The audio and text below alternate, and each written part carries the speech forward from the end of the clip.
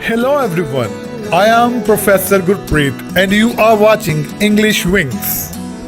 English Wings एक ऐसा channel है जिसमें मैं आपके लिए लेके आता हूँ डिफरेंट पोएम्स, आर्टिकल्स, स्टोरीज और उनकी एक्सप्लेनेशन। ये एक्सप्लेनेशन मैं करता हूँ हिंदी में ताकि आप इंग्लिश लिटरेचर को और भी आसानी से समझ सको। तो प्लीज इस चैनल को लाइक कीजिए, इसे सब्सक्राइब कीजिए और दूसरों के साथ शेयर कीजिए। आज मैं एक बहुत ही खूबसूरत पोएम की एक्सप्लेनेशन करने जा रहा हूं जिसका नाम है द लिटिल ब्लैक बॉय और इसे लिखा है विलियम ब्लेक ने। विलियम ब्लेक एक ब्रिटिश पोएट थे और वो पोएट होने के साथ साथ एक पेंटर भी थे। उनके बारे में एक डिफरेंट बात ये है कि उनकी जिंदगी में यानी कि उनके लाइफ टाइम में उनको कोई प्रसिद्धि नहीं मिली, लेकिन उनके जाने के बाद उनकी फेमस राइटिंग्स जैसे कि songs of innocence and experience, the marriage of heaven and hell and the four Zoas and Jerusalem की वजह से उनको खूब प्रसिद्धि प्राप्त हुई। द लिटिल ब्लैक बॉय एक रंग भेद को प्रस्तुत करती कविता है जिसे विलियम ब्लेक ने बाखूबी अपने शब्दों में पेश किया है। कवि विलियम ब्लेक इसमें नस्ल और रंग के आधार पर किए गए भिन्न भेद का विरोध करता है। वो कहता है कि चाहे किसी व्यक्ति का रंग काला हो या गोरा, सबके अंदर आत्मा एक ही है। गोरे और काले लोगों को परमात्मा प्रभु की ओर से एक समान प्यार और आशीर्वाद मिलता है और वो परमात्मा इसमें कोई भिन्न भेद नहीं करता। ये इंसान ही है जो इस भिन्न भेद में विश्वास रखता है और काले लोगों को नीचा समझता है। ये सोचना बिल्कुल गलत है कि काले लोग गोरे लोगों से घटिया हैं। कवि ने इस पोएम में बाखूबी एक काले लड़के और उसकी माँ के बीच में हुई बातचीत को पेश किया है और ये समझाने की कोशिश की है कि इस दुनिया में कोई रंग भेद नहीं होना चाहिए। भगवान के लिए सब बच्चे एक जैसे हैं और भगवान को काले या गोरे रंग से कुछ लेना देना नहीं है। तो आइए अब करते हैं इस पोएम की स्टेंजा वाइज एक्सप्लेनेशन जिसका टाइटल है the little black boy. My mother bore me in the southern wild and I am black but oh my soul is white. White as an angel is the English child but I am black as if bereft of light. ये कविता की शुरुआती lines हैं और इसमें एक काला लड़का हमें ये बता रहा है कि उसकी माँ ने उसे साउथ अफ्रीका के जंगलों में जन्म दिया था और क्योंकि वो एक निग्रो है तो उसकी बॉडी का कलर काला है। वो कहता है कि चाहे उसकी बॉडी का रंग काला है लेकिन उसकी आत्मा बिल्कुल सफेद और पवित्र है। वो आगे कहता है कि एक अंग्रेज बच्चे का रंग एक एंजल की तरह सफेद है और उसके कंपैरिजन में वो कोयले की तरह काला है। ऐसा लगता है जैसे सफेदी से उसे वंचित कर दिया गया हो। My mother taught me underneath a tree and sitting down before the heat of day, she took me on her lap and kissed me and pointing to the east began to say.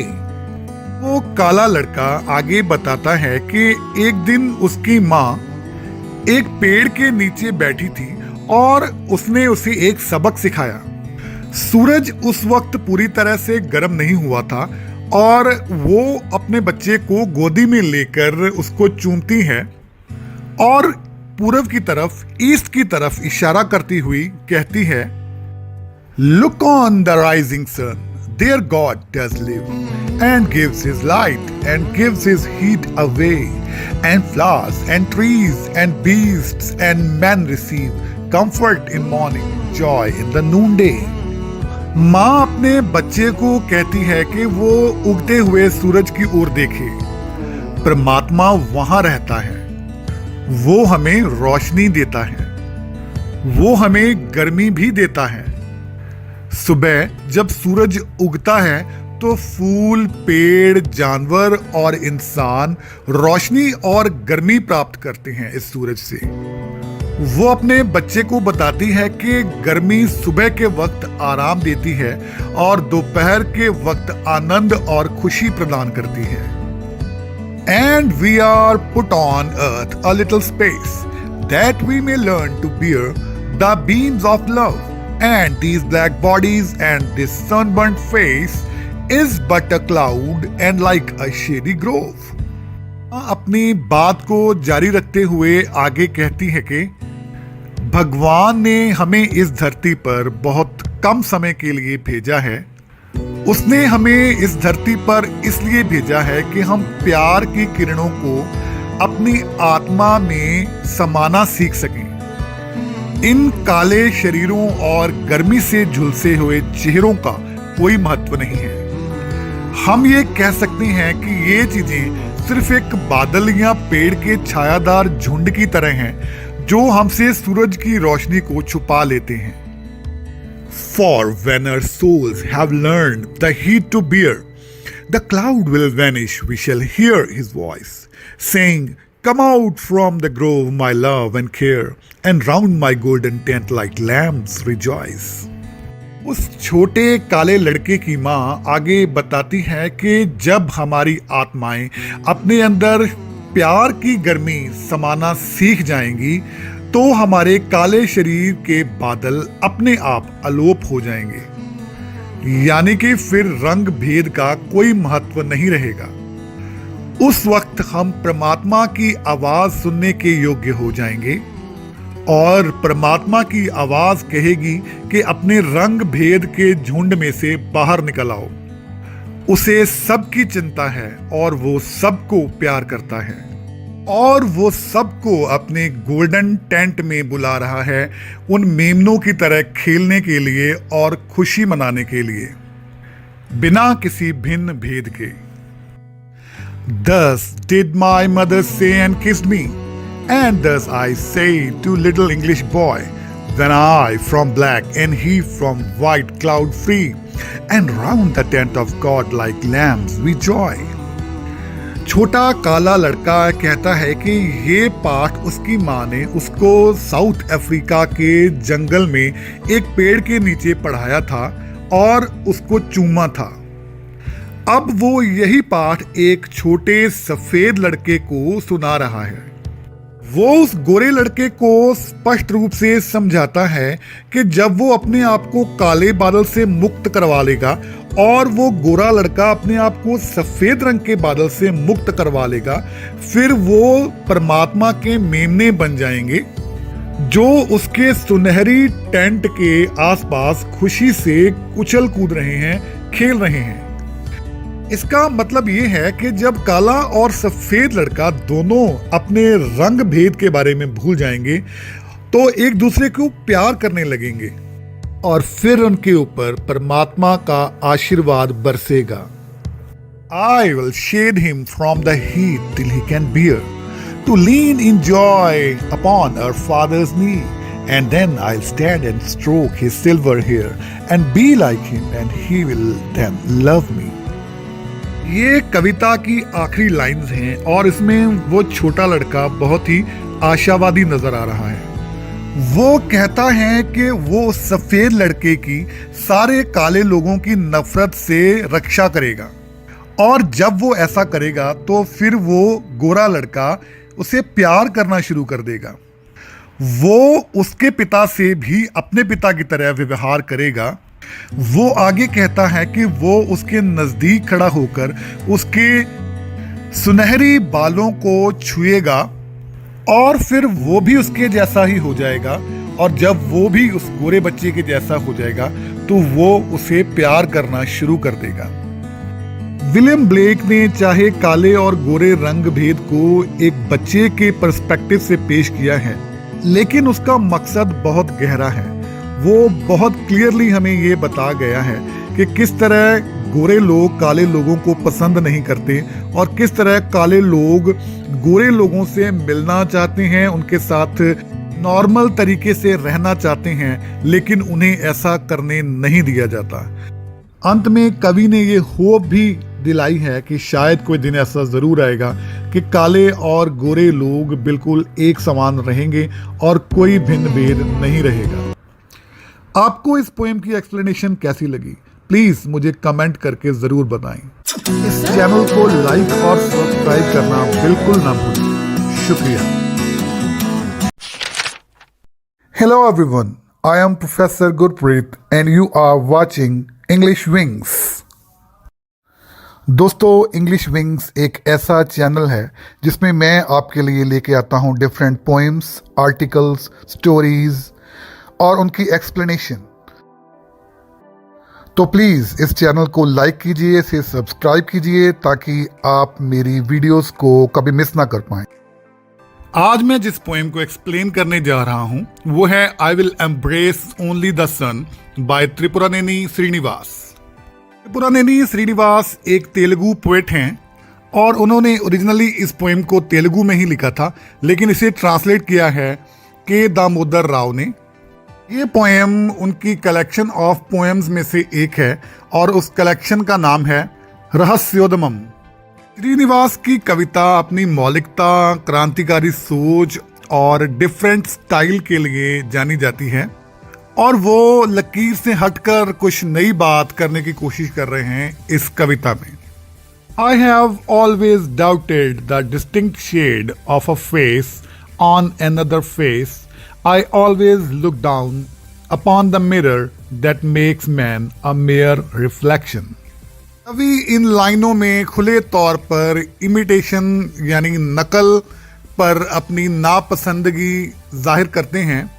वो कहते हैं कि वो उस व्यक्ति को पसंद नहीं करते जिसने किसी और का चेहरा पहना हुआ हो। ये कहने का मतलब ये है कि वो उन लोगों को पसंद नहीं करते जो दूसरों की सोच और दूसरे के काम की नकल उतारते हैं। आगे कवि कहते हैं कि नकल उतारने वाले लोग शीशे की तरह होते हैं जिनका अपना कोई वजूद नहीं होता। वो उसी शीशे की तरह होते हैं जो अपने आप को नहीं दिखाता पर दूसरों की परछाई बनता है। इससे और आगे बढ़ते हुए कवि कहते हैं कि वो शीशे को भी पसंद नहीं करते हैं क्योंकि शीशा इंसान को सिर्फ एक परछाई बना देता है। उनका मानना है कि जब एक आदमी किसी और की नकल उतारता है तो वो अपना व्यक्तित्व और पहचान खो बैठता है, बस उस इंसान की परछाई बन जाता है जिसकी वो नकल उतारता है।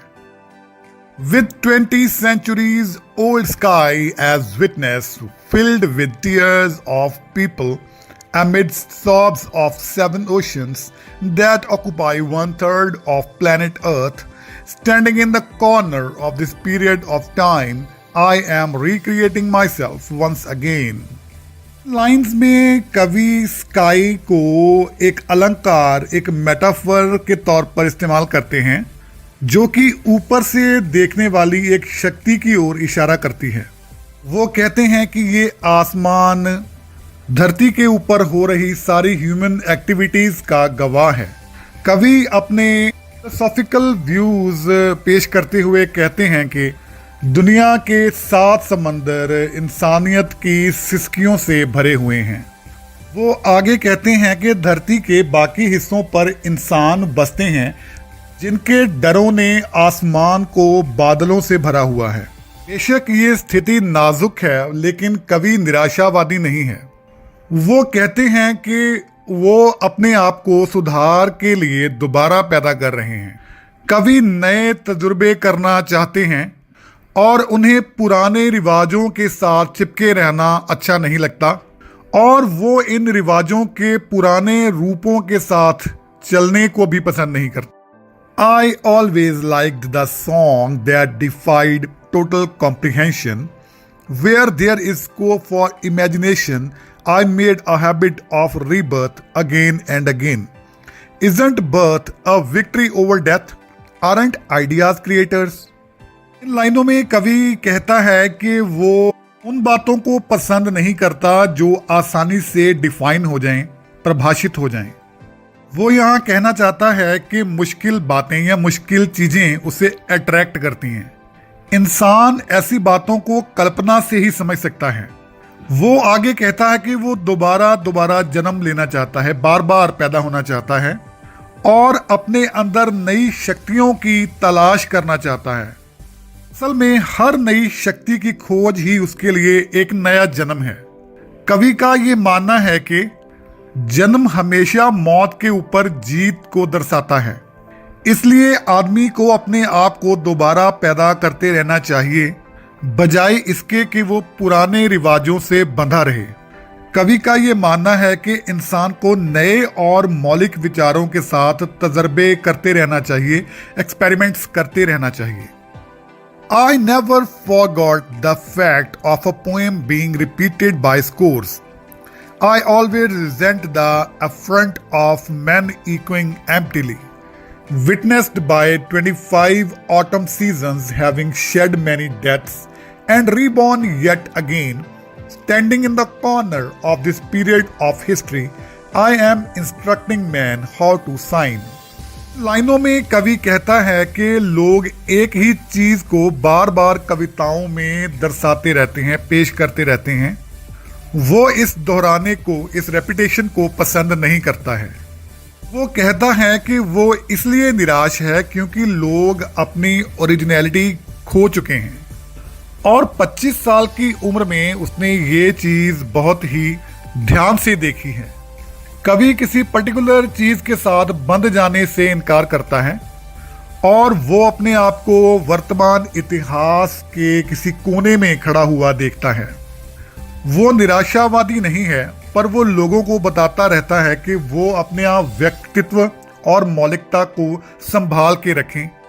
वो समझाता हुआ कहता है कि भीड़ में एक चेहरा बनना बंद करो और अपनी क्लियर पर्सनैलिटी प्रभावशाली तरीके के साथ स्थापित करो। I have never lived without a new thought. I will never rest until the mirrors are broken. I cannot love the moon with all its brilliance. Even if consumed by flames, I will embrace only the sun. लाइनों में कवि कहता है कि वो हमेशा एक नए विचार और एक नई सोच के साथ रहता है और नए विचारों के साथ तजुर्बा करना ही उसकी जिंदगी है। वो शीशों के खिलाफ है क्योंकि शीशे आदमी को एक परछाई में तब्दील कर देते हैं। वो कहता है कि वो सारे शीशे तोड़ना पसंद करेगा। वो लोगों को दूसरों की नकल उतारने से परहेज करने को कहता है और अपनी मौलिकता का विकास करने की सलाह देता है। वो खुले तौर पर ये ऐलान करता है कि वो चंद्रमा और उसकी सारी शान को प्यार नहीं करता है। वो सिर्फ सूरज को ही प्यार करेगा, चाहे उसकी गर्मी और लपटें उसे खा ही क्यों ना जाएं। इसका कारण ये है कि चंद्रमा की अपनी कोई रोशनी नहीं है। चंद्रमा एक शीशा है जो सूरज की रोशनी दिखा रहा है, जबकि सूरज के पास कभी ना खत्म होने वाली रोशनी और शक्ति है।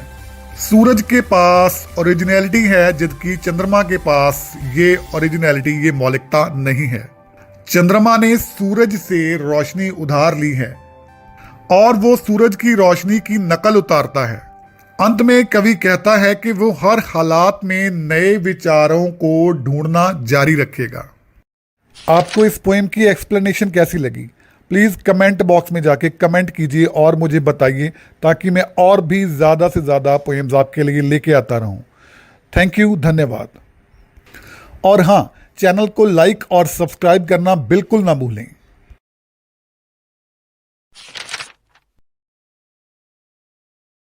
Students, my name is Professor Gurpreet and you are watching English Wings. Today we are going to read a poem, Telephone Conversation by Wole Soyinka. Students, Wole Soyinka एक नाइजीरियन कवि हैं जिनको 1986 में लिटरेचर के लिए नोबेल प्राइज़ मिला। उन्होंने सिर्फ कविताएं ही नहीं बल्कि नाटक और ऐसे भी लिखे हैं। जैसे कि शायद आपने नाम से ही अंदाज़ा लगा लिया होगा, ये एक टेलीफोन कन्वर्सेशन है, यानी कि एक टेलीफोन टॉक है दो लोगों के बीच में। इसमें एक काला किराएदार जिसको मकान की खोज है, वो मकान मालकिन को फ़ोन करता है जो कि एक गोरी है, एक वाइट लेडी है, और सारी कविता में नस्ली भेदभाव को प्रेजेंट किया गया है। कवि इस कविता के माध्यम से ये बताना चाहता है कि किस तरह गोरे लोग काले लोगों को अपने मकानों में रहने तक नहीं देना चाहते, क्योंकि वो गोरे नहीं हैं, वो उनके जैसे नहीं हैं, वो डिफरेंट हैं। तो आइए पढ़ते हैं इस कविता को जिसका नाम है telephone conversation. The price seemed reasonable, location indifferent. The landlady swore she lived off premises. Nothing remained but self confession. Madam, I warned, I hate a wasted journey. I am African. एक African आदमी को एक घर किराए के लिए चाहिए और उसे एक मकान फिट लगा, उपयुक्त लगा अपने लिए, और उसका किराया भी वाजिब था। तो मकान कहाँ है इसकी उसे परवाह नहीं थी, बट मकान मालिक जो है वो मकान में नहीं रहता है, तो उसे ये अपने लिए एक सही जगह लगी। तो उसने फ़ोन करने का निश्चय किया मकान मालकिन को। वो अच्छी तरह जानता था कि नस्ली भेदभाव जो है वो बहुत फैला हुआ है, और जो श्वेत लोग हैं, वाइट लोग हैं, वो अश्वेत लोगों को अपना मकान किराए पर देने से इनकार कर देते हैं। इसलिए बात शुरू होते ही वो कहता है कि मैडम, इधर उधर की बातें करने की बजाय मैं सबसे पहले आपको ये बताना चाहता हूँ कि मैं एक अफ्रीकन हूँ। Silence, transmission of pressurized good breeding voice when it came, lipstick coated, long gold rolled, cigarette holder piped, caught I was foully. जैसे ही वो ये शब्द बोलता है तो जो श्वेत औरत है, जो वाइट लेडी है, वो चुप हो जाती है। उसकी ये जो चुप्पी है वो ये दर्शाती है कि वो किसी हाई क्लास सोसाइटी में पली बड़ी है, जिसके कारण उसके व्यवहार में एक घमंड सा है। और अब वो जो अफ्रीकन है वो इस बात को लेकर ये सोच रहा है कि शायद उसने कोई अपराध कर दिया है उस औरत को ये बता के कि वो एक अफ्रीकन है। How dark? I had not misheard. Are you light or very dark? Button B, button A. Stench of rancid breath of public hide and speak. Red booth, red pillar box, red double-tiered omnibus, squelching tar. It was real. Shamed by ill-mannered silence, surrender, pushed dumbfounded to beg simplification. Considerate she was, wearing the emphasis. Are you dark or very light? जब वो white lady इस बात को सुनती है तो वो उसकी चमड़ी का रंग जानना चाहती है। वो उससे पूछती है कि वो कितना काला है। किराएदार सोचता है कि शायद उसने कुछ गलत सुन लिया, लेकिन वो औरत उससे फिर दोबारा पूछती है कि वो गोरा है या बहुत काला। उस औरत के लिए ये सवाल टेलीफोन के बटन दबाने की तरह थे, पर किराएदार के लिए ये घटिया सवाल थे। वो टेलीफोन बूथ के रंग के बारे में, खंबे पे लगे बक्से के बारे में और ओमनीबस के रंग के बारे में सोचता है। वो ये सब लाल रंग के बारे में सोचता हुआ ये इन सब बातों के बारे में छवि जो है अपने दिमाग में लेके आ रहा है, और अपने गुस्से का प्रगटावा वो उस लाल रंग से कर रहा है। लेकिन फिर भी वो खामोश है, वो उसको कोई जवाब नहीं देता। उसके बाद औरत अगले हद तक भी जाती है और उससे पूछती है कि वो बताए कि वो काला है या बहुत गोरा। Revelation came. You mean like plain or milk chocolate? Her accent was clinical, crushing in its light impersonality. Rapidly wavelength adjusted, I chose West African sepia, and as afterthought down in my passport, silence for spectroscopic flight of fancy till truthfulness changed her accent hard on the mouthpiece. What's that? Conceding. Don't know what that is. Like brunette. तो जो मकान मालकिन है वो जानना चाहती है कि वो काला है या बहुत गोरा। जो वक्ता है उसे बहुत बुरा लगता है जब वो ऐसे सवाल पूछती है। वो अपनी नाराज़गी जताने के लिए चुप रहता है, पर फिर वो ये समझता है कि चुप रहना एक बदतमीज़ी होगी और वो उसे पूछता है कि काले या गोरे रंग से उसका क्या अभिप्राय है, वो क्या समझती है। वो उसे ये पूछता है कि क्या उसका मतलब ये है कि वो जानना चाहती है कि उसकी चमड़ी का जो रंग है वो साधारण चॉकलेट के जैसा है या दूध वाली चॉकलेट के जैसा है। औरत का ये सवाल करने का ढंग जो था वो बहुत इंसल्टिंग था। वो उसे बताता है कि वो एक पश्चिमी अफ्रीका में रहने वाला गहरे भूरे रंग का है, जैसा कि उसके पासपोर्ट पर लिखा हुआ है।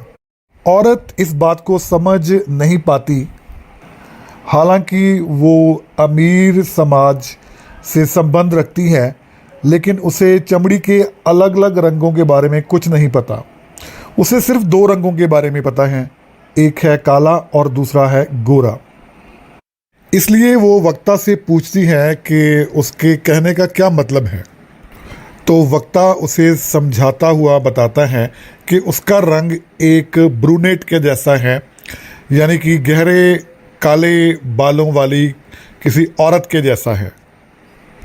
That's dark, isn't it? Not altogether. Facially, I am brunette, but madam, you should see the rest of me. Palm of my hand, soles of my feet are a peroxide blonde. Friction caused foolishly, madam, by sitting down has turned my bottom raven black. One moment, madam. Sensing her receiver rearing on the thunder clap about my ears, madam, I pleaded, wouldn't you rather see for yourself? मकान मालकिन के उसकी चमड़ी के रंग के बारे में जो सवाल थे उनसे चिढ़ा हुआ जो स्पीकर है, जो वक्ता है, वो उनके सीधे जवाब देने के बजाय अपने शरीर के एक एक अंग के बारे में उसको बताना शुरू कर देता है। वो बताता है कि उसके चेहरे का रंग जो है वो काला है, उसके हाथ और पैर जो हैं वो पीले पड़ चुके हैं।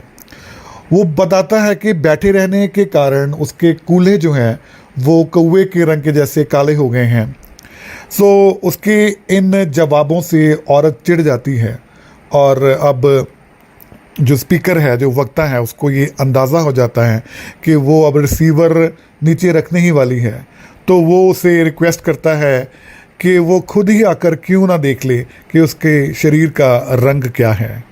तो इस तरह से जो काला किराएदार है वो अपनी बेइज्जती का बदला ले लेता है अपनी उस मकान मालकिन से, जिसे इस बात का बड़ा घमंड है कि उसका रंग गोरा है। वो किसी काले को अपना मकान किराए पर देना नहीं चाहती, इसलिए वो उसे मना भी नहीं कर रही, पर वो इसकी बेइज्जती कर रही है। वो चाहती तो उसे पहले ही मना करके अपना फ़ोन रख सकती थी, लेकिन वो उसके काले रंग की बेइज्जती करने की कोशिश कर रही थी, जिसका बदला जो वक्ता है वो बाखूबी लेता है और उल्टा उसे ही अपमान सहना पड़ता है अपनी इस छोटी सोच के कारण जो उसने काले लोगों के बारे में बनाई हुई थी। सो इस तरह से इस पोएम का अंत होता है। Thank you. Hello everyone, I am professor Gurpreet and you are watching English Wings. दोस्तों, इंग्लिश विंग्स एक ऐसा चैनल है जिसमें मैं आपके लिए लेके आता हूँ डिफरेंट पोएम्स, आर्टिकल्स, स्टोरीज और उनकी एक्सप्लेनेशन। तो प्लीज़ इस चैनल को लाइक कीजिए, इसे सब्सक्राइब कीजिए ताकि आप मेरी वीडियोस को कभी मिस ना कर पाएं। आज मैं जिस पोएम की स्टेंजा वाइज एक्सप्लेनेशन करने जा रहा हूं वो है ode to autumn by John Keats. Romantic poets की सूची में से जॉन कीट्स एक बहुत बड़ा नाम है। Ode to autumn, ode on a Grecian urn, ode to a nightingale, ode to Psyche आदि उनकी बहुत ही मशहूर कविताओं में से एक हैं। टीबी की बीमारी और प्यार में मिली असफलता इस महान कवि को 25 साल की उम्र में ही इस दुनिया को अलविदा कहने के लिए मजबूर कर गई। ओड टू ऑटम एक ऐसी कविता है जिसमें जॉन कीट्स पतझड़ के मौसम को बड़े खूबसूरत ढंग से बयान करते हैं। वो ऑटम की खूबसूरती को पर्सोनिफाई यानी कि उसका मानवीकरण करके हमें डिफरेंट फॉर्म्स में इस मौसम को दिखाते हैं। ये कविता कुदरत में परिवर्तन का विचार पेश करती है और इंसान को जन्म, मौत और दोबारा जन्म के चक्रों की याद दिलाती है। इस पोएम के 3 स्टैंजा हैं और ये तीनों ही स्टैंजा बड़े सुंदर ढंग से एक दूसरे से जुड़े हुए हैं। पहले स्टैंजा में ये दर्शाया गया है कि ऑटम सीजन यानी कि पतझड़ का मौसम बहुत कुछ देने वाला है। दूसरे स्टैंजा में कवि पतझड़ को मानवीय रूप देता है और मौसम के साथ जुड़ी हुई भिन्न भिन्न एक्टिविटीज के बारे में बताता है। आखिरी स्टैंजा में कवि हमें सर्दी के रुत के आने के बारे में बताता है और इसे आगे आने वाले मुश्किल दिनों से जोड़ता है। कवि इस कविता में काल्पनिक शक्ति का बहुत अच्छी तरह से इस्तेमाल करता है और उसके शब्दों का चुनाव बहुत ही खूबसूरत है। तो आइए अब करते हैं stanza wise explanation ode to autumn की, जिसे लिखा है जॉन कीट्स ने। Season of mists and mellow fruitfulness, close bosom friend of the maturing sun, conspiring with him how to load and bless with fruit the vines that round the thatch eaves run, to bend with apple the mossed cottage trees, and fill all fruit with ripeness to the core, to swell the gourd and plump the hazel shells with a sweet kernel, to set budding more and still more later flowers for the bees, until they think warm days will never cease, for summer has overbrimmed their clammy sails. इन लाइनों में John Keats पतझड़ के मौसम को धुंध और पके हुए फलों के मौसम के तौर पर पेश करता है। कुछ ऐसा प्रतीत होता है कि सूरज और बसंत की रुत जिगरी दोस्त हों, क्योंकि सूरज अपनी रोशनी से फलों को पकाता है। सूरज की रोशनी से लताओं पर लगे अंगूर भी पक जाते हैं। लताओं को सहारे की जरूरत होती है, इसलिए वो घास से बनी हुई झोपड़ियों के इर्द गिर्द पसर जाती हैं। सेब के पेड़ पके हुए सेब के भार से झुक जाते हैं। लौकियां आकार में बड़ी हो जाती हैं। ये मौसम बादाम के फलों को भी मीठी गिरी से पका देता है। पेड़ों पर और भी कलियां नजर आने लगती हैं। कई फूल ऐसे हैं जो बसंत रुत में देर से खिलते हैं। शहद की मक्खियां उन पर मंडराती हैं और शहद इकट्ठा करती हैं। फूलों की मौजूदगी से शायद मक्खियां ये सोचती हैं कि अभी गर्मी की रुत ही चल रही है। उन्हें लगता है कि गर्मी का मौसम कभी खत्म नहीं होएगा और वो अपने छत्तों में शहद इकट्ठा करना जारी रखती हैं। और होता ये है कि शहद उनके छत्तों के ऊपर से बह जाता है और वो चिपचिपे हो जाते हैं। Who hath not seen thee oft amid thy store? Sometimes whoever seeks abroad may find thee sitting careless on a granary floor. Thy hair soft lifted by the winnowing wind, or on a half-reaped furrow sound asleep, drowsed with the fume of poppies, while thy hook spares the next sweat and all its twined flowers, and sometimes like a gleaner thou dost keep steady thy leaden head across a brook, or by a cider press with a patient look thou watchest the last oozings hours by hours. इन लाइनों में कवि कहता है कि पतझड़ के पास इस वक्त निभाने के लिए एक बहुत अच्छा रोल है। ये रोल हैं एक छटाई करने वाले का, एक कटाई करने वाले का, फिर इकट्ठा करने वाले का और सेबों का रस निकालने वाले का। शुरुआत में ही कवि जॉन कीट्स पतझड़ को छटाई करने वाला एक किसान बताता है। ये किसान अनाज से भरे हुए खेत में लापरवाही से बैठा हुआ है।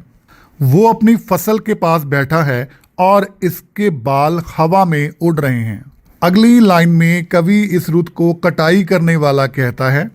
थका हुआ किसान हवा में पोस्त की तेज सुगंध को महसूस करता है और चल रही मीठी मीठी हवा के असर से वो सो जाता है। फसल काटने वाली दरांती उसके हाथ में ही पकड़ी हुई है। उसने अभी कटाई करनी है। कवि और आगे बढ़ता है और इस रुत को चीजें इकट्ठे करने वाले के तौर पर पेश करता है। अब वो एक नदी पार कर रहा है। उसने अपने सिर के ऊपर एक बहुत भारी गठड़ी उठाई हुई है और वो धीरे धीरे लेकिन मजबूती से चल रहा है, अपने सिर के ऊपर उठाए हुए बोझ को बैलेंस करते हुए। आखिर में कवि ऑटम सीजन को सेबों का रस निकालने वाले के तौर पर पेश करता है। उसे उस मशीन के पास घंटों बैठना पड़ता है। इस मशीन से बूंद बूंद करके सेब का रस गिरता रहता है और वो उसे देखता रहता है। Where are the songs of spring? Aye, where are they? Think not of them, thou hast thy music too. While barred clouds bloom the soft dying day and touch the stubble plains with rosy hue, then in a wailful choir the small gnats moan among the river shallows borne aloft, or sinking as the light wind lives or dies, and full-grown lambs loud bleat from hilly bone. Hedge crickets sing, and now with treble soft the redbreast whistles from a garden croft, and gathering swallows twitter in the skies.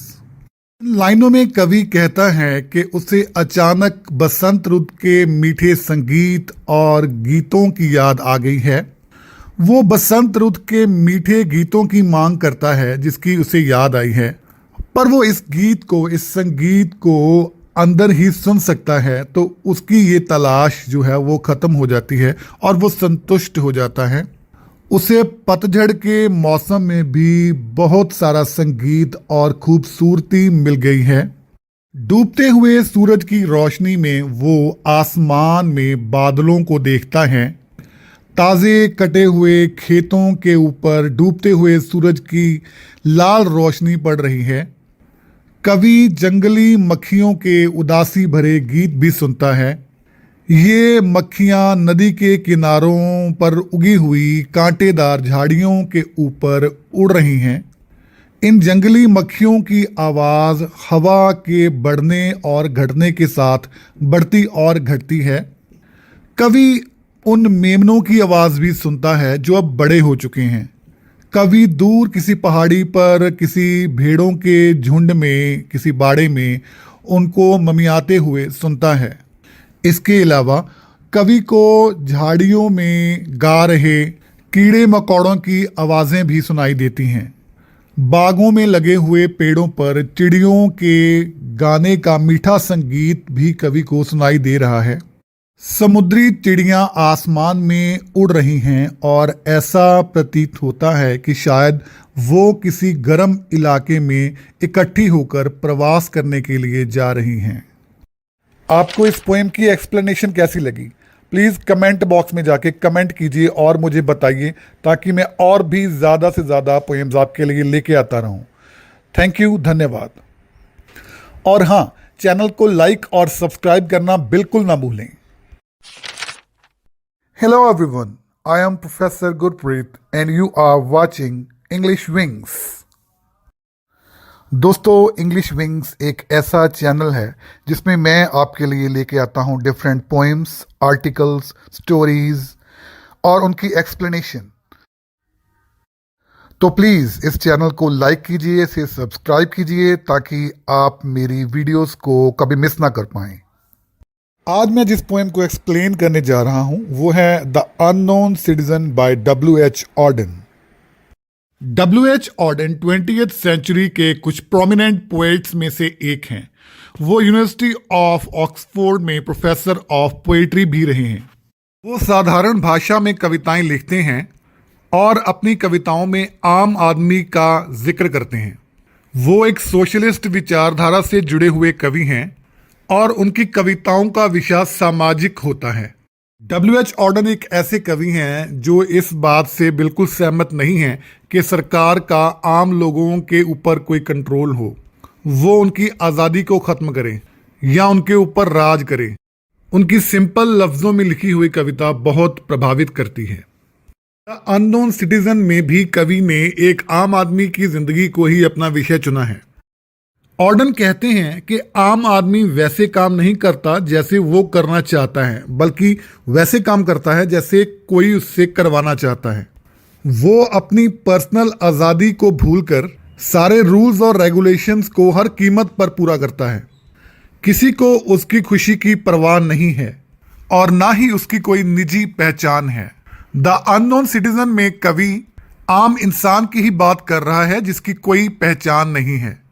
इस poem का जो main character है उसे कोई नाम नहीं दिया गया। ये इस बात का संकेत है कि एक अननोन, एक आम आदमी का कोई नाम नहीं होता, कोई पहचान नहीं होती। इस पोएम में जो मेन कैरेक्टर है वो अपने सारे फर्ज पूरे करता है, लेकिन फिर भी उसे कोई नहीं जानता, उसकी कोई पहचान नहीं है। तो आइए पढ़ते हैं इस पोएम की stanza wise explanation. He was found by the Bureau of Statistics to be one against whom there was no official complaint, and all the reports on his conduct agree that, in the modern sense of an old-fashioned word, he was a saint, for in everything he did, he served the greater community.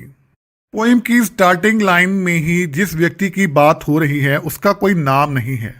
Bureau of statistics के मुताबिक उसके खिलाफ कोई complaint नहीं है, कोई भी उसके खिलाफ शिकायत दर्ज नहीं हुई है। यहाँ ये बताना ज़रूरी होगा कि ब्यूरो ऑफ स्टैटिस्टिक्स एक सरकारी विभाग है जो नागरिकों का रिकॉर्ड रखता है। तो उस रिकॉर्ड के मुताबिक ये व्यक्ति जिसके बारे में बात हो रही है एक शरीफ आदमी है। सारे रिकॉर्ड और सारी रिपोर्ट्स ये बताती हैं कि उसका काम और व्यवहार बिल्कुल संतोषजनक था। उसने कभी कोई कानून नहीं तोड़ा और जो भी किया कानून के दायरे में रह के किया। अगर मॉडर्न सेंस में बात की जाए तो ऐसा व्यक्ति एक संत की तरह था जिसे आजकल एक ओल्ड फैशन्ड वर्ड कहा जाता है। उसने जो भी किया कानून के दायरे में किया।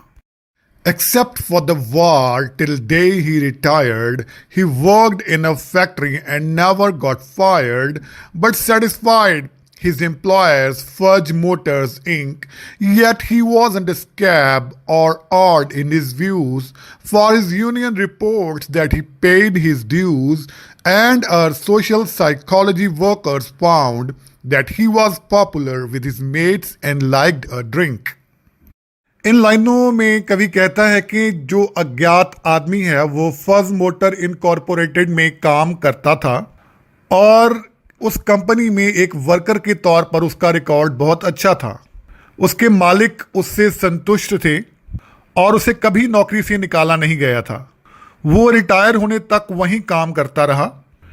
बेशक उसने युद्ध के समय छुट्टी ली थी, लेकिन उस छुट्टी में भी वो सेना के साथ युद्ध करने के लिए गया था। फैक्ट्री में काम करते हुए उसके व्यवहार में कुछ भी अजीब या डिफरेंट नहीं था। वो अपने बाकी साथियों के साथ हड़ताल में भी शामिल होता था और अपनी ट्रेड यूनियन जिसका वो मेंबर था उनको वो नियमित रूप से चंदा भी दिया करता था कि यूनियन के मुताबिक भी वो एक अच्छा आदमी था। सामाजिक मनोविज्ञान के अनुसार भी उसके साथी उसे पसंद करते थे क्योंकि वो औरों के साथ घुलने मिलने वाला व्यक्ति था और कभी कभी अपने दोस्तों के साथ बैठकर शराब पीना भी पसंद करता था। तो इस तरह एक एम्प्लॉय के तौर पर कुछ भी उसके विरुद्ध नहीं था।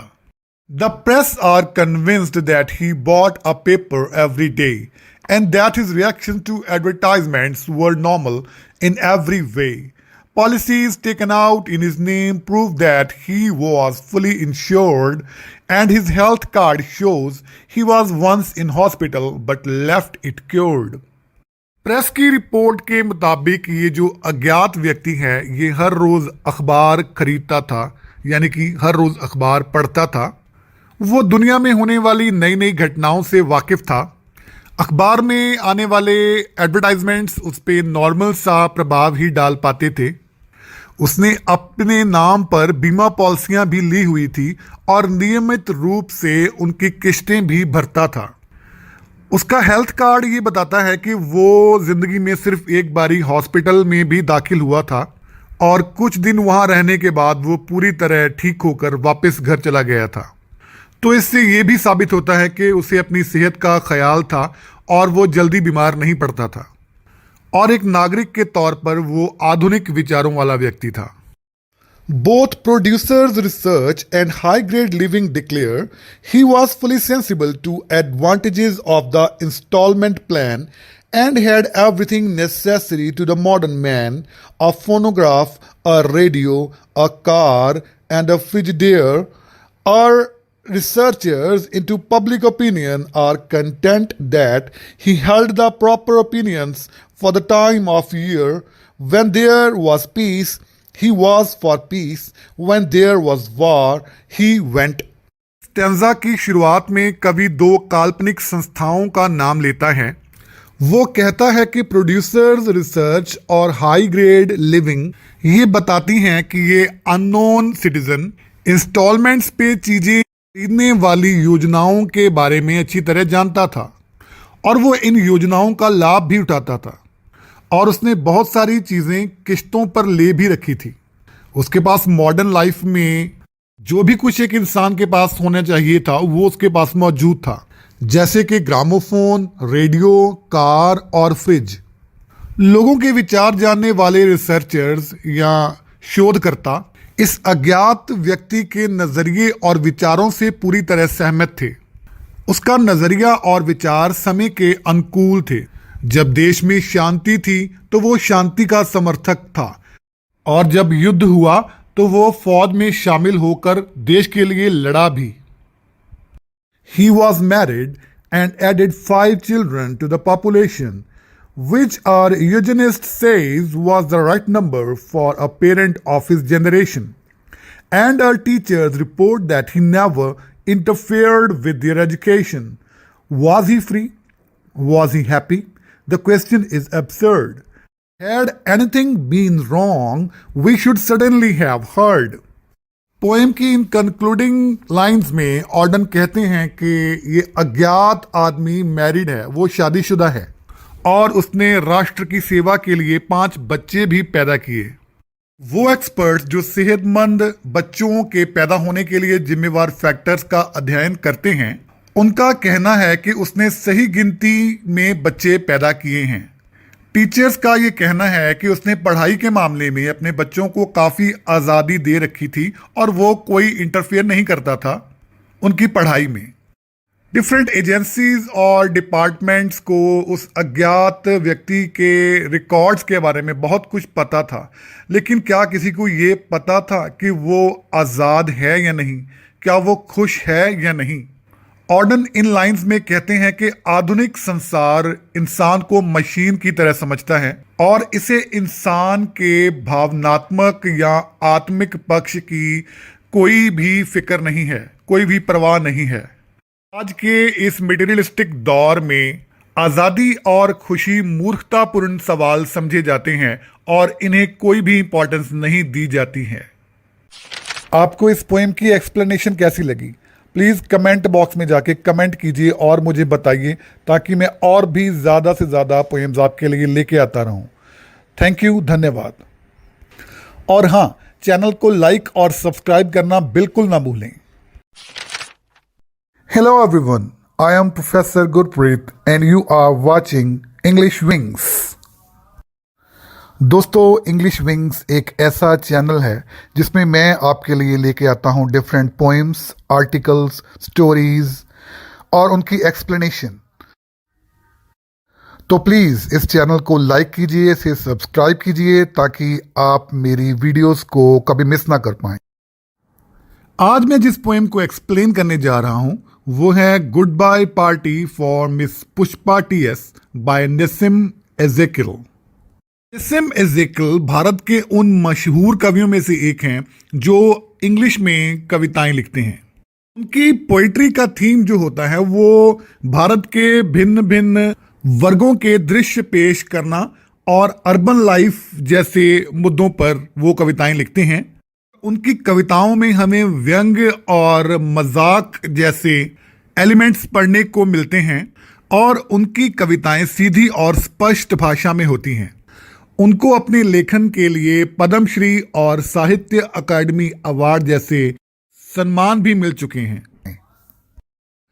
Good bye party for miss Pushpa TS भी ऐसी कविताओं में से ही एक है जिसमें बिल्कुल स्पष्ट और सीधी भाषा का इस्तेमाल किया गया है। यह एक हास्य कविता है और इसमें एजेकिल ने जानबूझकर आम आदमी द्वारा बोली गई इंडियन इंग्लिश की नकल की है और इस तरह करने से उनका उद्देश्य है कि वो सामाजिक बनावटीपन को सामने लेकर आना चाहते हैं जिसमें अंग्रेजी भाषा को बहुत ज़्यादा इम्पोर्टेंस दी जाती है। कविता की लाइनों में बिल्कुल वही शब्द इस्तेमाल किए गए हैं जो भारतीय लोग अंग्रेजी बोलते समय इस्तेमाल करते हैं। भारतीय लोग अंग्रेजी बोलते समय सिंपल प्रेजेंट टेंस की जगह प्रेजेंट कंटिन्यूअस टेंस ज़्यादा इस्तेमाल करते हैं और उसी को इस कविता में दिखाया गया है। तो आइए इस पोएम को पढ़ते हैं और मैं भी इस पोएम का टेक्स्ट पढ़ते समय बिल्कुल वैसे ही बोलने की कोशिश करूंगा जिस तरह कवि ने इस कविता को पेश करने की कोशिश की है। Goodbye party for miss Pushpa TS एक फेयरवेल पार्टी के अराउंड घूमती हुई कविता है जिसमें मिस पुष्पा टीएस जो है वो विदेश जा रही हैं। वो किसी दफ्तर में काम करती हैं और उन्हें विदायगी पार्टी दी जा रही है। उसी दफ्तर का कोई व्यक्ति उनकी विदायगी पर कोई भाषण दे रहा है। वहाँ बहुत सारे दोस्त इकट्ठे हुए हैं मिस पुष्पा के जो उन्हें विदायगी देने के लिए आए हैं, उन्हें अलविदा कहने के लिए आए हैं। और जिस तरह से वक्ता जो इस पार्टी में शामिल है और वो स्पीच दे रहा है मिस पुष्पा के लिए, वो बहुत ही हास्यात्मक हो गुजरती है क्योंकि वक्ता टेंस और पार्ट्स ऑफ स्पीच को बहुत ही गलत तरीके से इस्तेमाल करता है जो कि इस कविता को पढ़ने वाले के लिए और सही अंग्रेजी जानने वालों के लिए हंसी का कारण बन जाती है। तो आइए पढ़ते हैं इस पोएम की stanza wise explanation. Friends, our dear sister is departing for foreign in 2-3 days and we are meeting today to wish her bon voyage।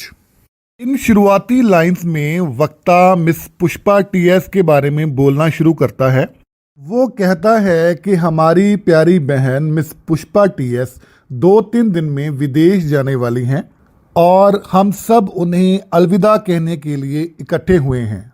Departing for foreign और वी आर मीटिंग जैसे शब्द ये बताते हैं कि वक्ता की अंग्रेज़ी भाषा के बारे में जानकारी इतनी अच्छी नहीं है। जिस तरह से हम हिंदी बोलते हैं वो उसी तरह से हूबहू उन शब्दों को अंग्रेज़ी में बोलने की कोशिश कर रहा है जो कि गलत है और हंसी का कारण बन रहा है। You are all knowing friends what sweetness is in miss Pushpa. I don't mean only external sweetness, but internal sweetness. Miss Pushpa is smiling and smiling, even for no reason, but simply because she is feeling. इन लाइनों में वक्ता अपने ही तरीके से miss Pushpa के बारे में बताता है कि मिस पुष्पा एक सुंदर औरत है।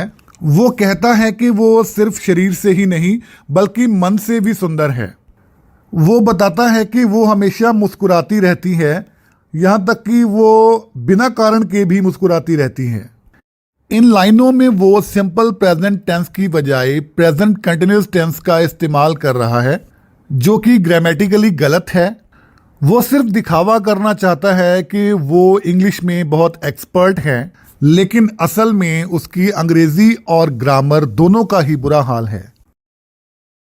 Miss Pushpa is coming from very high family. Her father was renowned advocate in Bulsar और Surat. I am not remembering now which place. Surat, yes. Only once I stayed in Surat with family members of my uncle's very old friend. His wife was cooking nicely. That was long time ago. इन लाइनों में वक्ता जो कहना चाहता है वो कोई इतनी मुश्किल बात नहीं है, उसके बोलने का अंदाज ही उसकी बात को क्लियरली बताने में रुकावट बन रहा है। असल में वो बताना चाहता है कि मिस पुष्पा एक अच्छे परिवार से संबंध रखती हैं। उनके पिता बलसर या सूरत में एक मशहूर वकील हैं। वो इन दोनों में से कौन सी जगह वकील हैं उसे याद नहीं रहा, लेकिन फिर उसे अचानक ही याद आता है और वो बताता है कि वो सूरत में वकील हैं और वो वहाँ सिर्फ एक बार ही रहा था। वहाँ अपने किसी अंकल के पुराने दोस्त के घर पे रहा था और वो आगे बताता है कि उसकी वाइफ बहुत अच्छा खाना बनाती थी और इस बात को बहुत समय हो चुका है। Pushpa is coming from a very high family. I am not remembering now. His wife was cooking nicely. ये कुछ ऐसे गलत सेंटेंस हैं जो हंसी का कारण बनते हैं। Coming back to Miss Pushpa, she is most popular lady with men also and ladies also. Whenever I asked her to do anything, she was saying, "Just now only I will do it." This is showing good spirit. I am always appreciating the good spirit. इन लाइनों में वक्ता अपने ही अंदाज में इधर उधर की बातें करने में मशरूफ है और वो छोटी से छोटी बात को भी अपने भाषण में शामिल कर रहा है। वो अपने अंकल के दोस्त के घर में रहने की बात और उसकी पत्नी द्वारा अच्छा खाना बनाने की बात से जब फ्री होता है तो वो कहता है कि अब वापस मिस पुष्पा पर आते हैं, जो मर्दों में भी और औरतों में भी बहुत मशहूर है। वो हर चीज़ में अच्छी भावना दिखाती है। मैंने जब भी उसे कोई काम कहा तो उन्होंने कहा अभी लो, जो कि मिस पुष्पा टीएस की अच्छी भावना को दिखाता है। मैं हमेशा उनकी इस अच्छी भावना का सम्मान करता हूँ। इन लाइनों में बाबू टाइप अंग्रेजी का मजाक उड़ा रहा है और ये मजाक वक्ता के वर्ड टू वर्ड ट्रांसलेशन के कारण उड़ रहा है। Pushpa miss is never saying no. Whatever I or anybody is asking, she is always saying yes. And today, she is going to improve her prospects and we are wishing her bon voyage. Now, I ask other speakers to speak and afterwards, Miss Pushpa will do the summing up. इन लाइनों में फिर वक्ता अपने बारे में ही कुछ बातें करता रहता है और मिस पुष्पा के बारे में बात नहीं करता, जो कि इस पार्टी की सेंट्रल पॉइंट हैं। वो मिस पुष्पा के बारे में कहता है कि वो एक अच्छी औरत है जो कभी किसी को किसी चीज़ के लिए ना नहीं बोलती और आज वो तरक्की के लिए हमारे बीच से जा रही हैं और हम उन्हें अलविदा कह रहे हैं। भाषण के अंत में वो कहता है कि वो दूसरे वक्ताओं को भी बोलने का आमंत्रण देता है और फिर वो कहता है कि अंत में मिस पुष्पा भाषण को सम अप करेंगी, यानी कि वो मेन पॉइंट्स की बात करेंगी।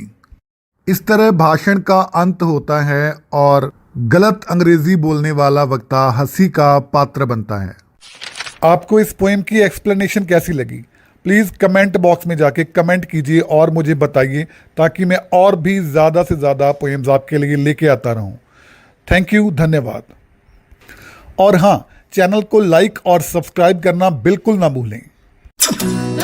Hello everyone, I am professor Gurpreet and you are watching English wings.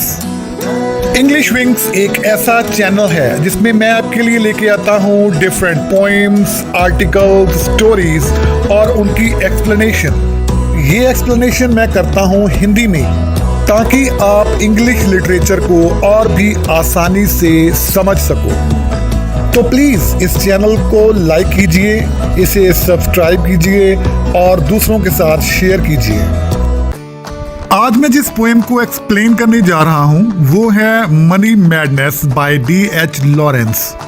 Lawrence एक ब्रिटिश राइटर हैं और वो अपने नॉवेल्स के लिए जाने जाते हैं, लेकिन उन्होंने 800 के करीब कविताएं भी लिखी हैं। वो खुली कविता लिखते हैं और उनकी कविताओं का विषय इंसान में बढ़ता हुआ पदार्थवाद है। वो अपनी कविताओं में आम आदमी के बारे में बात करते हैं और ये समझाना चाहते हैं कि इंसान किस तरह से मटेरियलिस्टिक हो चुका है। मनी मैडनेस एक ऐसी कविता है जिसमें कवि ने हमें बताना चाहा है कि किस तरह इंसान सांसारिक पदार्थों की प्राप्ति में जुटा हुआ है, वो पदार्थवादी हो चुका है और आध्यात्मिक पक्ष की ओर उसका कोई ध्यान नहीं है। इंसान को इंसान के साथ हमदर्दी नहीं है और कोई दया नहीं है। कवि D.H. लॉरेंस वार्निंग देते हैं कि अगर इस प्रवृत्ति पर रोक ना लगाई गई तो इंसानियत का बहुत बड़ा दुखांत जो है वो शुरू हो सकता है और उसका नतीजा ये होगा कि हर तरफ अफरा तफरी, गुस्सा और अहिंसा फैल जाएगी। अगर हमने सिर्फ पैसा कमाना ही अपनी जिंदगी का सिर्फ एक उद्देश्य बना लिया तो इंसानी सभ्यता तो खत्म ही हो जाएगी। बेशक पैसा हमारी रोजमर्रा की ज़रूरतों के लिए ज़रूरी है, पर ये हमारे दिल दिमाग पे इतना भी नहीं छा जाना चाहिए कि हम ये समझ लें कि सब कुछ यही है और कुछ भी नहीं है। कवि इस पदार्थवादी सोच को रोकने के लिए विनती कर रहा है, जो कि एक बहुत ही खतरनाक रुझान बनता जा रहा है। तो अब मैं कर रहा हूँ stanza wise explanation money madness की, जिसे लिखा है D.H. लॉरेंस ने। Money is our madness, our vast collective madness. And of course, if the multitude is mad, the individual carries his own grain of insanity around with him. I doubt if any man living hands out a pound note without a pang and a real tremor if he hands out a 10-pound note. ये कविता की शुरुआती lines हैं और कवि इन लाइनों में ये कहता है कि पैसे के लिए हमारा लालच एक पागलपन के लेवल तक पहुंच चुका है। ऐसा नहीं है कि ये पागलपन किसी खास तौर के लोगों में पाया जाता है, बल्कि ये एक ऐसा पागलपन है जो हर एक में पाया जा रहा है। इस पागलपन ने सबको अपने अधीन कर लिया है। जब बहुत से लोग पैसे के पीछे भाग रहे हों तो किसी एक व्यक्ति के लिए इससे दूर रहना आसान नहीं है और वो भी प्रभावित जरूर होगा। आगे कवि कहता है कि कोई भी व्यक्ति आज 1 पाउंड का नोट अपने दिल में दर्द के बिना किसी को नहीं दे सकता। यानी कि अगर जेब से एक नोट निकाल के किसी और को देना हो तो हमें दिल में दर्द जरूर होता है। इंसान का पैसे के लिए प्यार इतना बढ़ चुका है कि वो पैसे को अपने हाथ से जाने देना नहीं चाहता। We quail, money makes us quail. It has got us down. We grovel before it in strange terror. And no wonder, for money has a fearful, cruel power among men. But it is not money we are so terrified of. It is the collective money madness of mankind. For mankind says with one voice, how much is he worth? Has he no money? Then let him eat dirt and go cold. इन लाइनों में कवि Lawrence कहता है कि हम सब डरे हुए हैं और हमें कौन डरा रहा है? पैसा। हम इसलिए डरे हुए हैं कि कहीं हम फेल ना हो जाएं, कहीं हम नाकामयाब ना हो जाएं पैसा कमाने में। असल में पैसा हमें बहुत नीचे ले आया है।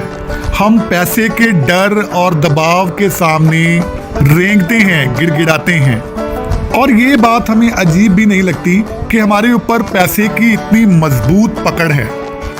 आगे कवि कहता है कि हम पैसे से डरे हुए नहीं हैं, असल में हम इंसानियत के पैसे के पीछे पागल होने से डरे हुए हैं। जब हर कोई पैसे के पीछे पागल है तो हम भी पैसे का पीछा ही कर रहे हैं। सबसे बदकिस्मती की बात यह है कि आज आदमी की कीमत उसके पास कितना पैसा है उससे तोली जाती है।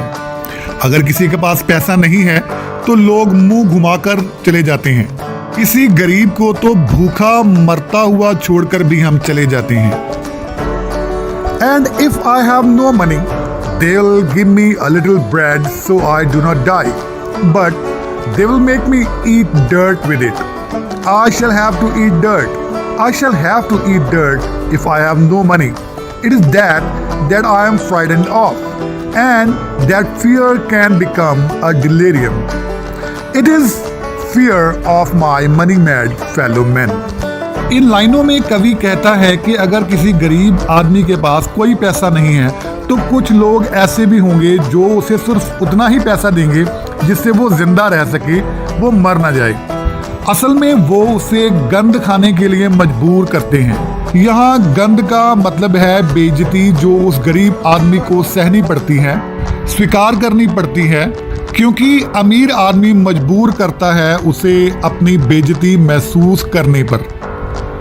गरीब आदमी जिसके पास कोई पैसा नहीं है वो दूसरों की दिखाई गई इसकी भावना को स्वीकार कर लेता है, और जब वो इस तरस को, इस दान को स्वीकार करता है तो वो अपनी इज्जत गंवा बैठता है।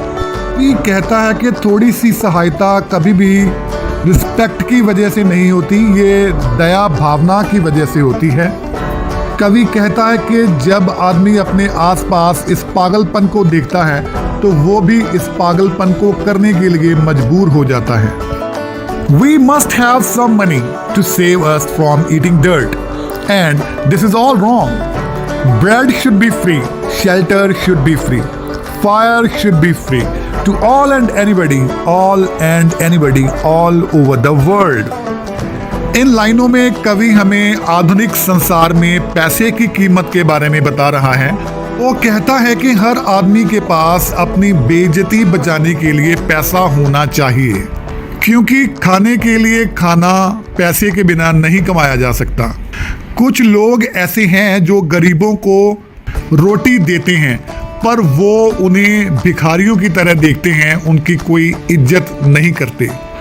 कवि महसूस करता है कि ये सब कुछ गलत है। वो कहता है कि जीवन की प्राइमरी ज़रूरतें बिल्कुल मुफ्त होनी चाहिए। वो कहता है कि गरीबों के लिए खाना, रहने की जगह और खाना बनाने के साधन मुहैया होने चाहिए, और इसमें कोई भेदभाव नहीं होना चाहिए। ये सहूलतें सारे संसार में एक जैसी होनी चाहिए। अगर ऐसा हो जाए तो गरीब को अपनी इज्जत नहीं गंवानी पड़ेगी, उसका भी सोसाइटी में पूरा सत्कार होगा और उसे इज्जत मिलेगी। We must regain our sanity about money before we start killing one another about it. It's one thing or the other. ये कविता की आखिरी लाइन्स हैं और कवि इन लाइनों में कहता है कि इस पागलपन के, जो कि हर एक में पाया जा रहा है, बहुत ही खतरनाक नतीजे निकल सकते हैं। ये पागलपन गरीबों और अमीरों में किसी खूनी संघर्ष को भी आगे बढ़ा सकता है। हमें पैसे के प्रति अपने पागलपन को रोकना होगा, और अगर हम इसे ना रोक पाए तो ऐसा संभव है कि हम एक दूसरे को मारना शुरू कर देंगे। कवि चिंतित है और वो चिंतित स्वर में कहता है कि आधुनिक युग सिर्फ पदार्थवाद का ही युग है। आपके पास पैसा होना चाहिए, ये बहुत अच्छी बात है, पर पैसे के पीछे पागल होना बहुत ही बुरी बात है। मुझे उम्मीद है कि आपको इस पोएम की एक्सप्लेनेशन अच्छी लगी होगी। अगर आप ऐसी ही और वीडियोस को देखना चाहते हैं तो प्लीज़ इस चैनल को लाइक और सब्सक्राइब जरूर कीजिए। शुक्रिया।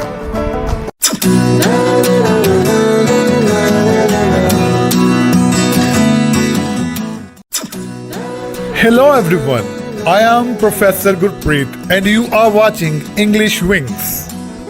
English Wings एक ऐसा चैनल है जिसमें मैं आपके लिए लेके आता हूँ डिफरेंट पोएम्स, आर्टिकल्स, स्टोरीज और उनकी एक्सप्लेनेशन। ये एक्सप्लेनेशन मैं करता हूँ हिंदी में, ताकि आप इंग्लिश लिटरेचर को और भी आसानी से समझ सको।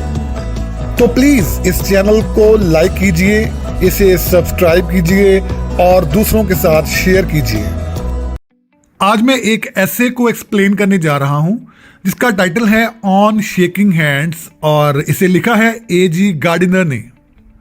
अल्फ्रेड जॉर्ज गार्डिनर एक वेल नोन एसेइस्ट हैं, यानी कि वो एक बहुत ही मशहूर निबंध लेखक हैं जिन्होंने अपने करियर की शुरुआत एक जर्नलिस्ट के तौर पर की थी। उन्हें गंभीर और हल्के फुल्के विषयों के ऊपर लिखने के लिए जाना जाता है। उनके एसेज को पढ़ के एक खुशी का अनुभव होता है और वो हमें थॉटफुल बना जाते हैं।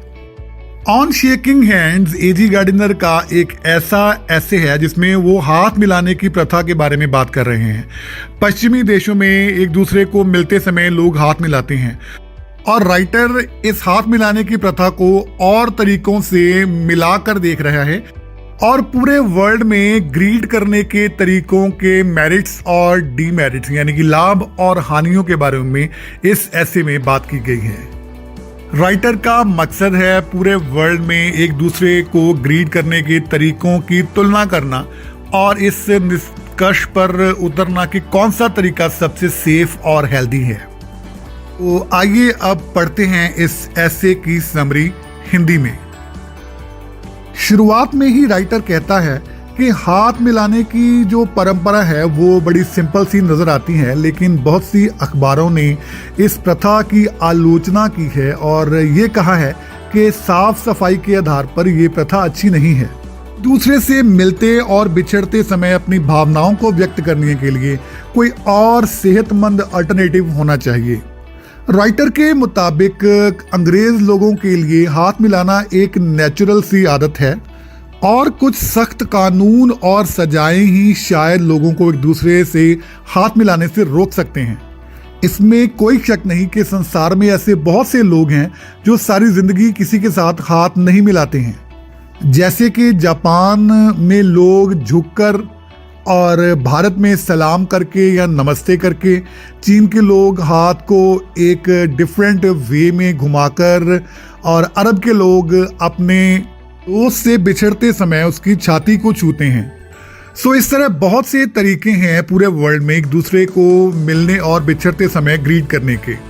लेखक कहता है कि अभिनंदन करने के डिफरेंट तरीकों में से अंग्रेजों का हाथ मिलाना एक पछड़ा हुआ सा तरीका नजर आता है। वो कहता है कि पश्चिम में चूमने की प्रथा अब सीमित हो चुकी है जो जापानियों द्वारा अश्लील मानी जाती है। जापानी लोगों के लिए चूमना एक सेक्सुअल एक्टिविटी में गिना जाता है। वो कहता है कि इंग्लैंड में लोग चूमने को एंजॉय करते रहे हैं और ये प्रथा रशियंस के बीच में भी प्रचलित रही है। आगे राइटर कहता है कि उसे विश्वास है कि अंग्रेज एक दूसरे के साथ हाथ मिलाना नहीं छोड़ सकते। वो समझते हैं कि मजबूत पकड़ के बिना हाथ मिलाना इंसल्ट है। राइटर कहता है कि ढीला हाथ मिलाना उस तरह है जिस तरह एक दस्तावेज जिसके ऊपर कोई मोहर ना लगी हो।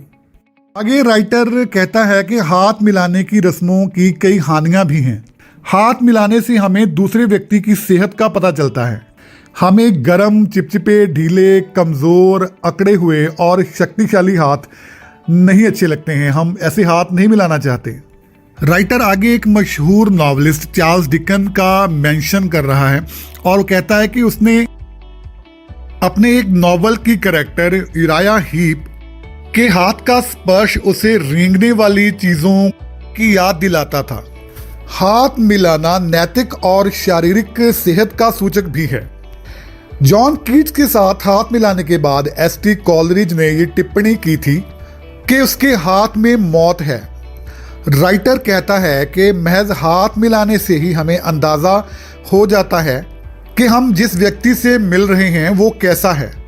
लेखक के अनुसार एक आदमी का हाथ मिलाना उसकी शख्सियत का चिन्ह है, लेकिन वो मजाकिया ढंग में ये भी कहता है कि जब कोई ताकतवर आदमी आपका हाथ पकड़ के जोर से हिला देता है और उसे जोर से दबा देता है तो आप दोबारा हिम्मत नहीं करते उससे हाथ मिलाने की। और वहीं दूसरी तरफ कुछ ऐसे लोग भी होते हैं जो बिल्कुल ढीले और लटके हुए हाथों से हमें ग्रीट करते हैं और हमें उनसे हाथ मिलाने का भी कभी दिल नहीं करता। अंत में राइटर कहता है कि हाथ मिलाना चाहे सुहावना लगे आपको या चाहे दर्द भरा तजुर्बा हो आपके लिए, लेकिन इससे बचा नहीं जा सकता। अंग्रेज लोग हाथ मिलाना तब तक नहीं छोड़ेंगे जब तक उन्हें कोई मेडिकल सबूत ना मिल जाए हाथ मिलाने के खिलाफ। मुझे लगता है उन्हें अब शायद कोई मेडिकल प्रूफ मिल चुका होगा जो आज वर्ल्ड में हो रहा है। लोग अवॉइड कर रहे हैं एक दूसरे से हाथ मिलाना ताकि वो इन्फेक्टेड ना हो जाएं। शायद अंग्रेज़ों को अपने इस हाथ मिलाने के तरीके को छोड़ना पड़ेगा, कोई और अल्टरनेटिव ढूंढना पड़ेगा। आपको ये एक्सप्लेनेशन कैसी लगी प्लीज़ कमेंट करके मुझे ज़रूर बताएं। और हाँ, चैनल को लाइक और सब्सक्राइब करना बिल्कुल ना भूलें। शुक्रिया। Hello everyone, I am Professor Gurpreet and you are watching English Wings. English Wings एक ऐसा चैनल है जिसमें मैं आपके लिए लेके आता हूँ डिफरेंट पोएम्स, आर्टिकल्स, स्टोरीज और उनकी एक्सप्लेनेशन। ये एक्सप्लेनेशन मैं करता हूँ हिंदी में ताकि आप इंग्लिश लिटरेचर को और भी आसानी से समझ सको। तो प्लीज इस चैनल को लाइक कीजिए, इसे सब्सक्राइब कीजिए और दूसरों के साथ शेयर कीजिए। आज मैं जिस पोएम को एक्सप्लेन करने जा रहा हूं वो है the road not taken by Robert Frost. America के सबसे मशहूर कवियों में से एक रहे हैं रॉबर्ट फ्रॉस्ट। उन्होंने अपनी जिंदगी के कुछ साल इंग्लैंड में बिताए और वापस फिर वो अमेरिका आ गए। इंग्लैंड में ही उनके कविताओं के 2 संग्रह प्रकाशित हुए थे और फिर अमेरिका आके उन्होंने अपनी कविताओं के 8 संग्रह प्रकाशित करवाए। उन्हें अपनी कविताओं के लिए बहुत से इनाम और सम्मान भी मिले। उन्हें अपनी कविताओं के लिए 4 बार पुलित्जर प्राइज दिया गया और अनेकों ऑनरेरी डिग्रीज भी प्रदान की गई। The road not taken Frost की मशहूर कविताओं में से एक है जिसका विषय वस्तु और थीम जो है वो एक यूनिवर्सल मैसेज देता है। ये कविता एक अमेरिकन किसान के विचारों को व्यक्त करती हुई दिखाई देती है। तो वहीं ये कविता हमारी दुविधाओं के बारे में भी बात करती है। ये वो दुविधा होती है जो हम सबको होती है जब हमें कोई एक रास्ता चुनना हो।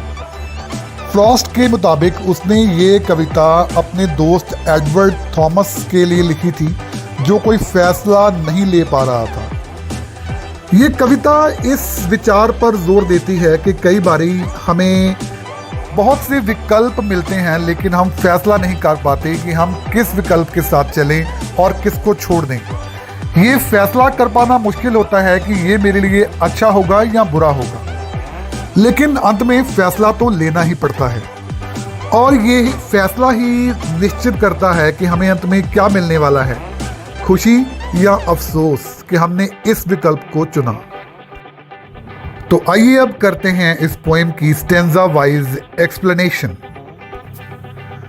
2 roads diverged in a yellow wood, and sorry I could not travel both, and be one traveler long I stood and looked down one as far as I could to where it bent in the undergrowth.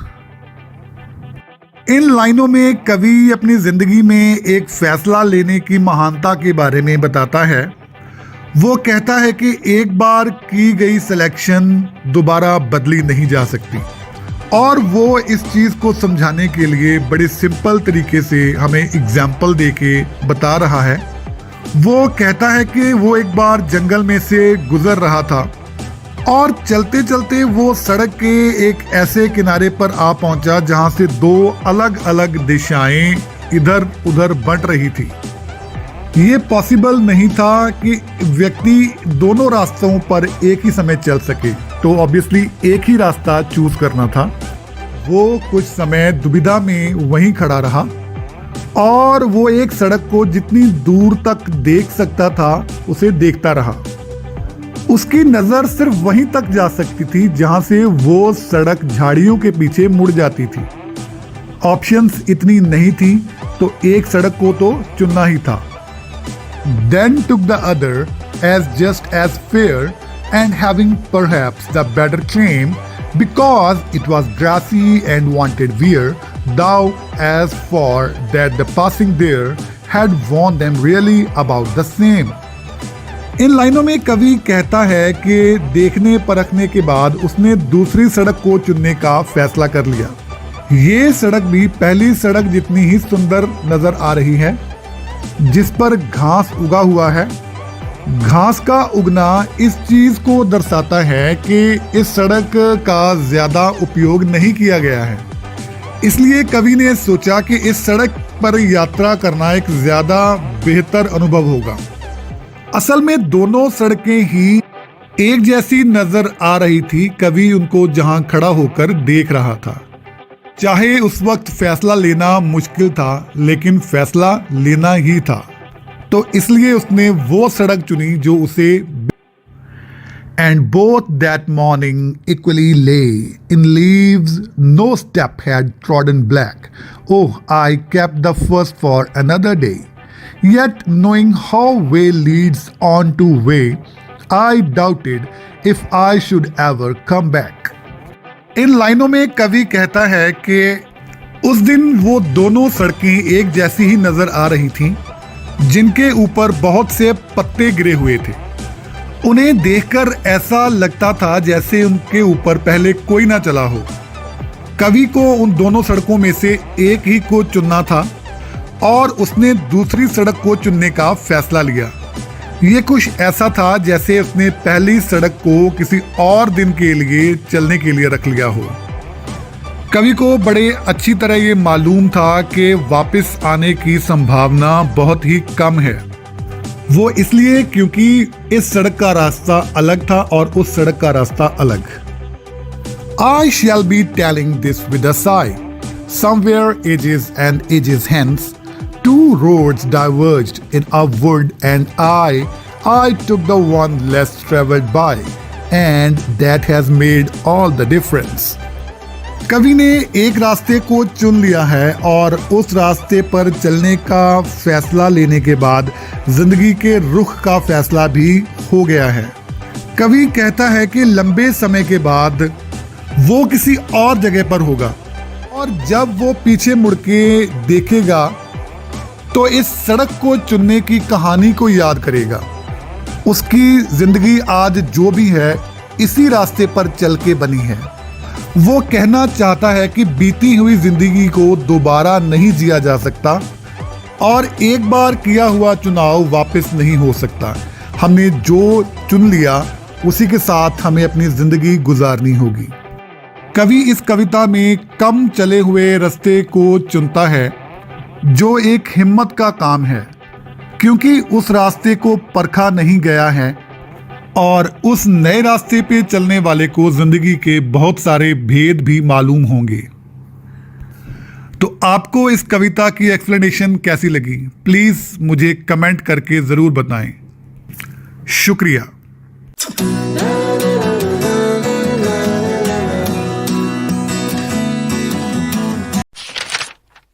Hello everyone, I am Professor Gurpreet and you are watching English Wings. दोस्तों, English Wings एक ऐसा channel है जिसमें मैं आपके लिए लेके आता हूँ डिफरेंट पोएम्स, आर्टिकल्स, स्टोरीज और उनकी एक्सप्लेनेशन। तो प्लीज़ इस चैनल को लाइक कीजिए, इसे सब्सक्राइब कीजिए ताकि आप मेरी वीडियोस को कभी मिस ना कर पाएं। आज मैं जिस पोएम को एक्सप्लेन करने जा रहा हूँ वो है refugee mother and child by Chinua Achebe. Chinua Achebe एक मशहूर अफ्रीकन कवि, नॉवेलिस्ट और शॉर्ट स्टोरी राइटर हैं और उनकी किताबों को अफ्रीका ही नहीं बल्कि और बहुत सारे देशों में भी सिलेबस में इंक्लूड किया जाता है। उनकी राइटिंग्स वर्ल्ड में सबसे ज़्यादा ट्रांसलेटेड राइटिंग्स में से एक हैं। उनके नॉवल अफ्रीकन समाज में हुई तब्दीलियों के बारे में बताते हैं और वो अपनी राइटिंग्स में देश में फैले भ्रष्टाचार के बारे में लिखने से भी नहीं डरते। उनके कामों के लिए उन्हें पूरे संसार में प्रशंसा मिली और बहुत सारे इनाम, मेडल, फेलोशिप्स, अफ्रीकन साहित्य के प्रकाशन की एल्डरशिप और न जाने कितने और इनाम उन्हें हासिल हुए। लेकिन कुछ साल पहले हुए उनके एक एक्सीडेंट में उन्हें इतनी गहरी चोट लगी कि उनके शारीरिक मूवमेंट्स पर एक रोक लग गई। रिफ्यूजी मदर एंड चाइल्ड में चिनुआ अचेबे एक रिफ्यूजी कैंप को पोर्ट्रे कर रहे हैं। उस रिफ्यूजी कैंप में लोगों का बुरा हाल है, बीमारियां फैली हुई हैं और बच्चे मर रहे हैं। लेकिन ऐसे हालातों में भी एक माँ अपने बच्चे को संवार रही है जो कुछ ही पल में मरने वाला है। ये पूरी कविता उसी रिफ्यूजी माँ और बच्चे पर केंद्रित है। तो आइए अब पढ़ते हैं इस पोएम की stanza wise explanation. No Madonna and child could touch that picture of a mother's tenderness for a son she soon would have to forget. ये कविता की शुरुआती लाइंस हैं जिनमें कवि ये बताता है कि मैडोना की अपने बच्चे के साथ तस्वीर मदरहुड का सबसे बड़ा रूप माना जाता है और मैडोना और उसके बच्चे की तस्वीर के आगे भी इस माँ के चित्र को कोई पछाड़ नहीं सकता, जिसमें वो अपने बच्चे के प्रति प्यार की भावना से भरी हुई है, जिस बच्चे को उस माँ ने जल्दी ही खो देना है। कवि इन लाइनों में Madonna and child, virgin Mary और क्राइस्ट के चित्र के बारे में बताता हुआ हमें समझा रहा है। लेकिन यहाँ कवि एक शरणार्थी माँ के चित्र को पेश करता है, जिस माँ ने बड़े प्यार से अपने मर रहे बच्चे को पकड़ा हुआ है। और कवि यहाँ तक कह देता है कि वर्जिन मैरी के चित्र में इतनी करुणा और प्यार नहीं दिखाया गया जितना प्यार शरणार्थियों के चित्र में दिखाया गया है, जिसमें वो अपने मर रहे बच्चे का ध्यान रख रही है। The air was heavy with odors of diarrhea of unwashed children with washed out ribs and dried up bottoms, struggling in labored steps behind blown empty bellies. कवि इन लाइनों में एक शरणार्थी कैंप की बहुत ही तरसयोग और खतरनाक तस्वीर पेश करता है। सारे कैंप की हवा दस्त की बदबू से भरी हुई है। माँओं ने अपने बच्चों को बार बार धोना बंद कर दिया है क्योंकि उनको बार बार दस्त हो रहे हैं। वो इतने कमज़ोर और इतने पतले हो चुके हैं कि उनके शरीर पर मुश्किल से ही मांस दिखाई देता है। उनकी पसलियां पिंजर की हड्डियों की तरह दिखाई दे रही हैं। वो बिल्कुल सूख चुके हैं और कुछ कदम भी नहीं चल सकते। उनके पेट सूजे हुए हैं। ये गरीबी, बीमारी और भूखमरी की एक डरावनी तस्वीर है। Most mothers there had long ceased to care, but not this one. She held a ghost smile between her teeth, and in her eyes the ghost of a mother's pride as she combed the rust-colored hair left on his skull, and then singing in her eyes began carefully to part it. इन लाइनों में कवि बताता है कि बच्चे इतनी बुरी तरह बीमार हैं कि बहुत सारी माँओं ने अपने बच्चों के बचने की उम्मीद ही छोड़ दी है। उन्होंने अपने बच्चों को किस्मत पर छोड़ दिया है, पर एक माँ जिस पर कवि का ध्यान है पूरी तरह दूसरी माँओं से अलग है। उसने अभी भी अपने बीमार बच्चे को गोद में उठाया हुआ है और वो उसे प्यार कर रही है। वो एक उम्मीद में अपने बच्चे के सिर में कंघी कर रही है। बच्चे के बालों का रंग जंग की तरह है। वो रस्ट कलर के हैं, जो इस बात की ओर इशारा करते हैं कि बच्चा कुपोषण का शिकार है। कवि ने जानबूझकर हेड की जगह स्कल शब्द का प्रयोग किया है। वो स्पष्ट तौर पर यह कहना चाहता है कि वो बच्चा पिंजर बन चुका है। वो दृश्य जिसमें माँ अपने बच्चे के सर में कंघी कर रही है, उसे देखकर ऐसा लगता है कि शायद माँ लोरी गा रही है ताकि बच्चा शांति से सो जाए। In another life, this would have been a little daily act of no consequence before his breakfast and school. Now she did it like putting flowers on a tiny grave. इन लाइनों में कवि कहता है कि माँ बड़े ध्यान से अपने बच्चे के बालों को कंघी कर रही है। ये रोज़मर्रा की ज़िंदगी में एक सिंपल सा काम है, जो हर रोज माएँ अपने बच्चों के साथ करती होंगी। माएँ अपने बच्चों के बाल में कंघी करती होंगी नाश्ता करने से पहले या स्कूल जाने से पहले, लेकिन यहाँ ऐसा कुछ नहीं है। यहाँ एक माँ अपने बच्चे के सर में कंघी कर रही है और ऐसा लग रहा है कि वो एक छोटी कब्र पर फूल रख रही हो। ये उस माँ का अपने बच्चे के लिए आखिरी काम था, जो कि स्कूल नहीं जा रहा था, बल्कि वो किसी दूसरे संसार की ओर रुखसत हो रहा था। आपको इस पोएम की एक्सप्लेनेशन कैसी लगी? प्लीज़ कमेंट बॉक्स में जाके कमेंट कीजिए और मुझे बताइए, ताकि मैं और भी ज़्यादा से ज़्यादा पोएम्स आपके लिए लेके आता रहूं। थैंक यू, धन्यवाद। और हाँ, चैनल को लाइक और सब्सक्राइब करना बिल्कुल ना भूलें।